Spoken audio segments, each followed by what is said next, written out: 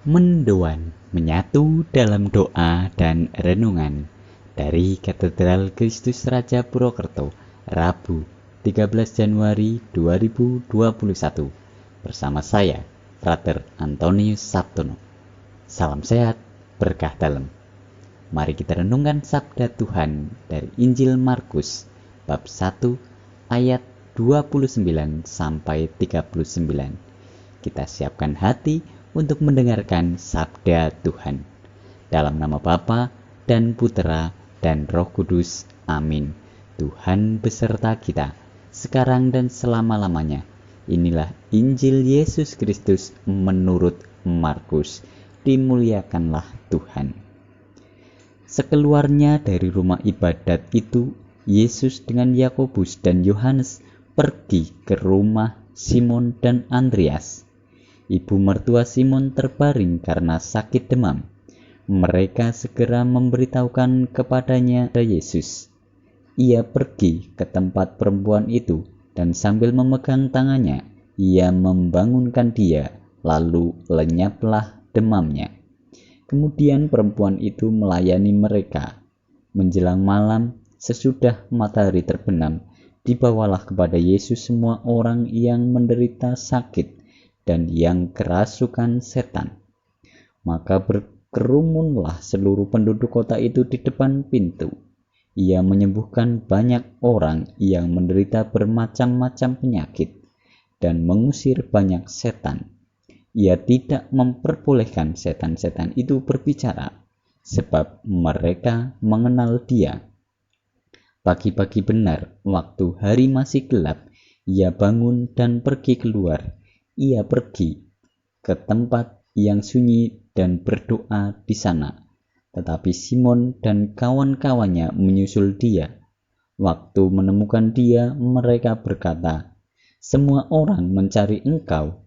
Jawabnya, "Marilah kita pergi ke tempat lain, ke kota-kota yang berdekatan, supaya di sana juga aku memberitakan Injil, karena untuk itulah aku telah datang." Lalu pergilah ia ke seluruh Galilea dan memberitakan Injil dalam rumah-rumah ibadat mereka dan mengusir setan-setan. Demikianlah Injil Tuhan. Terpujilah Kristus. Saudara-saudari terkasih, ada waktu yang disampaikan dengan jelas oleh Injil Markus dalam bacaan yang kita dengarkan. Setidaknya ada dua waktu yang dapat kita catat. Pertama, menjelang malam sesudah matahari terbenam. Yang kedua, pagi-pagi benar, waktu hari masih gelap, ia bangun dan pergi keluar. Ia pergi ke tempat yang sunyi untuk berdoa.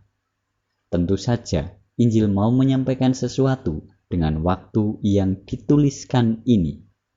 Dari apa yang saya baca dan pahami, menyampaikan waktu ini mengajak orang pada pemahaman bahwa ada perubahan alam yang terjadi dari pagi-pagi masih gelap sampai matahari menyingsing.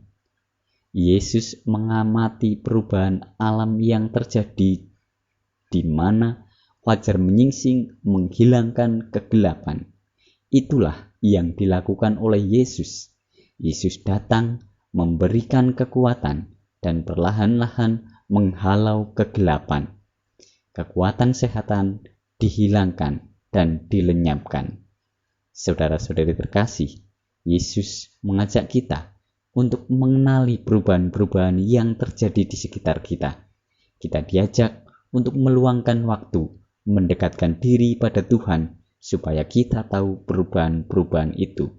Dari situlah kita akan melihat karya Tuhan dalam kehidupan kita.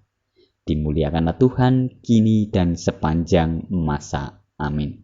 Marilah berdoa. Tuhan Yesus Kristus, kami bersyukur karena teladan hidup-Mu. Di dalam tugas dan karya, Engkau senantiasa menggunakan waktu untuk menyendiri dan berdoa. Kami mohon, bukalah hati dan pikiran kami agar dapat mensyukuri waktu yang telah Kau berikan dan menggunakannya untuk berdoa, untuk mengawali kegiatan kami. sebab Engkaulah Tuhan dan pengantara kami, kini dan sepanjang masa. Amin.